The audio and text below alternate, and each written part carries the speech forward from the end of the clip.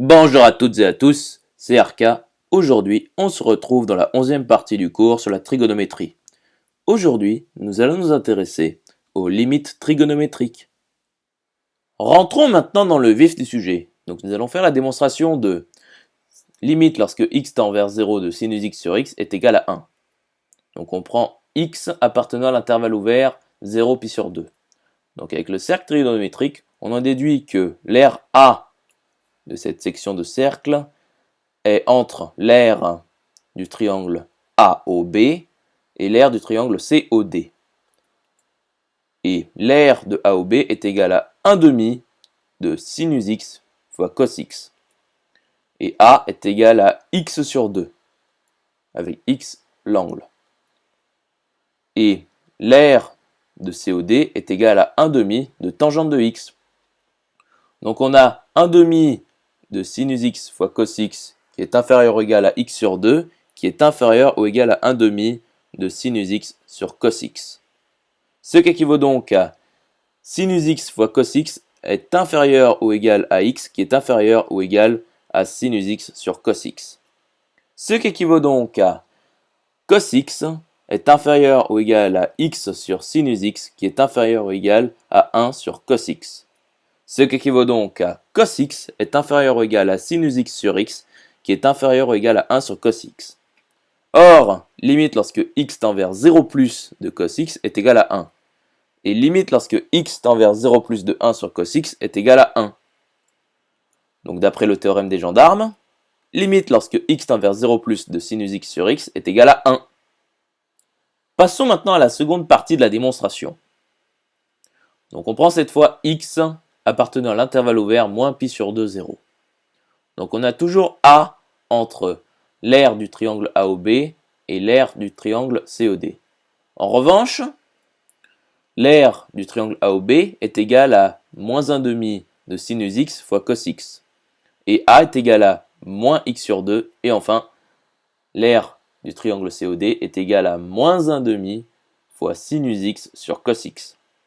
On a donc moins 1 demi de cos x fois sinus x inférieur ou égal à moins x sur 2. Ce qui équivaut donc à cos x fois sinus x est supérieur ou égal à x. On en déduit aussi que moins x sur 2 est inférieur ou égal à moins 1 demi de tangente de x. Ce qui équivaut donc à x supérieur ou égal à tangente de x.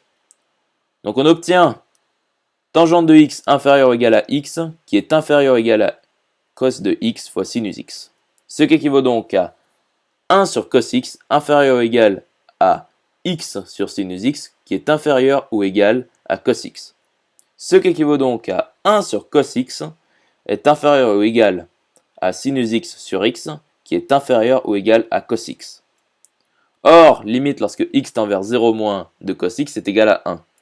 Et limite lorsque x tend vers 0 moins de 1 sur cos x est aussi égal à 1. D'après le théorème des gendarmes, on a limite lorsque x tend vers 0 moins de sinus x sur x est égal à 1. Passons maintenant à la conclusion. Donc nous pouvons en conclure que limite lorsque x tend vers 0 de sinus x sur x est égal à 1.